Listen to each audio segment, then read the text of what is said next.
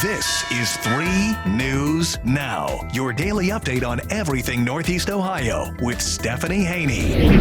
Hello everyone, welcome back to 3 News Now. Today is Friday, June 24th. I'm Stephanie Haney here with your top stories from WKYC.com and our WKYC app. Thank you for being here for the stories that matter most to you here in Northeast Ohio. These are the stories that you are clicking on, reading, and sharing from our website and from our app. And today we have a special edition of 3 News Now. It is entirely about what happened today in the United States Supreme Court. A lot of people have a lot of questions about how the United States Supreme Court overturning Roe versus Wade with its opinion that dropped today in the Dobbs versus Jackson Women's Health Organization, how that impacts us here in Ohio. So let's take a look at what happened today.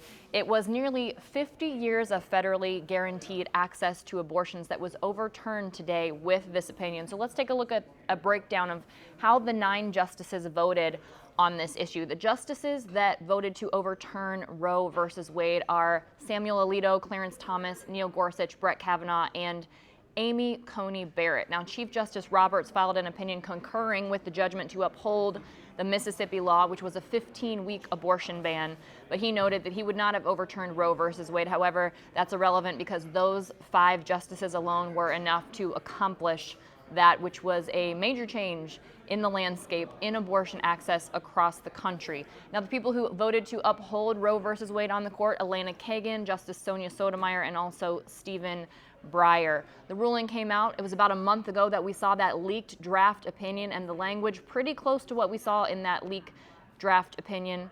In the final opinion issued today, Justice Alito wrote that Roe and Planned Parenthood versus Casey, which was the 1992 decision that reaffirmed the right to abortion, were wrong the day they were decided and must be overturned. He actually used egregiously wrong as the language in there, and he wrote in the holding, "We hold that Roe and Casey must be overruled. The Constitution makes no reference to abortion, and no such right is implicitly protected by any constitutional provision."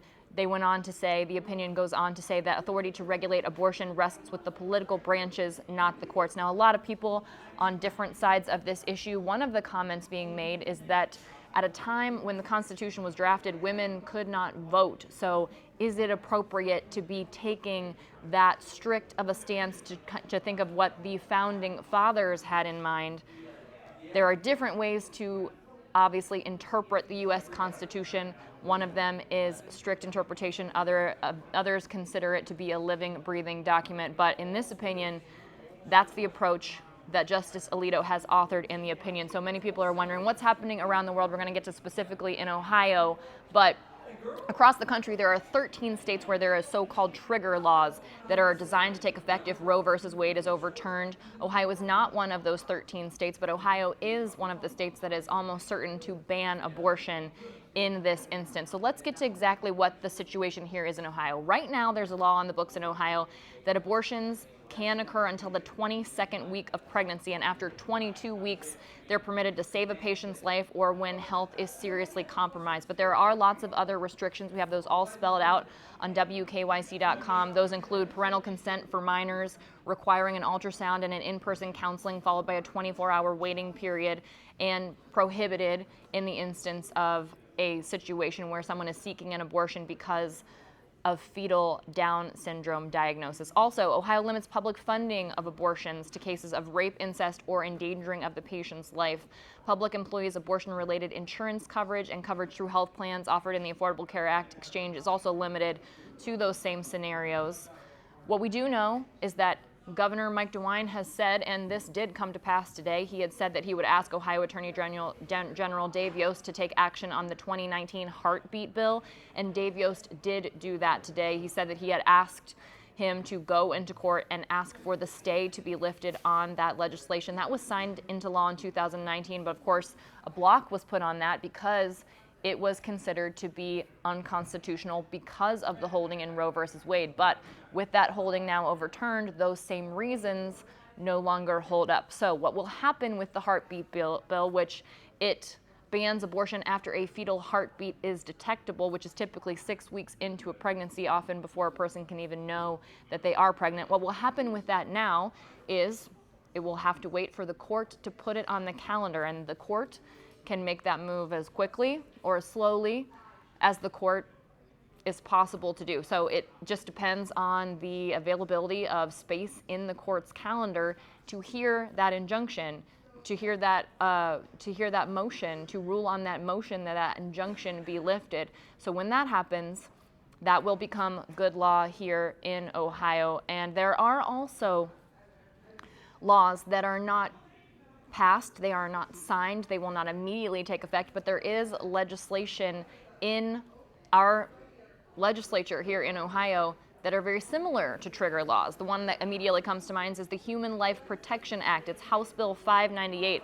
Now, as I said, not yet passed, not yet signed into law, but it would make it a crime for doctors to perform abortions with no exceptions for conception by rape or by incest. However, legislative leadership has said that they do anticipate needing to write new legislation after this decision that more carefully reflects the actual ruling. So, as I said, people on both sides of this issue, some people very upset today, realizing that this is a different world today than it was yesterday for young people. It's an issue that affects not only young women, but young men as well, taking into account family planning. And again, Ohio almost certainly likely to become a state where abortion is banned. Others are celebrating. Other people are celebrating this as a win. The anti-abortion sect, one of those is an organization called Cleveland Right to Life. They had a press conference today at 3 p.m. and they are also hosting a celebration reception this evening. That'll be happening today. President Joe Biden, however, not pleased with this ruling from the Supreme Court. He's called it a sad day for the court and the country. It was the landmark decision in Roe versus Wade that was decided in 1973. So again, almost 50 years of law that people have been reliant on that was changed today. And I will mention, this is the first time that the United States Supreme Court has granted a fundamental right and then taken it away. The court has never done this before. Also, this decision opening the door for possible issues like revisiting the issues of marriage equality, which is something that people have come to rely on for the opportunity to marry someone of the same sex. Here's what President Biden said today. He said, now with Roe gone, let's be very clear, the health and life of women across this nation are now at risk.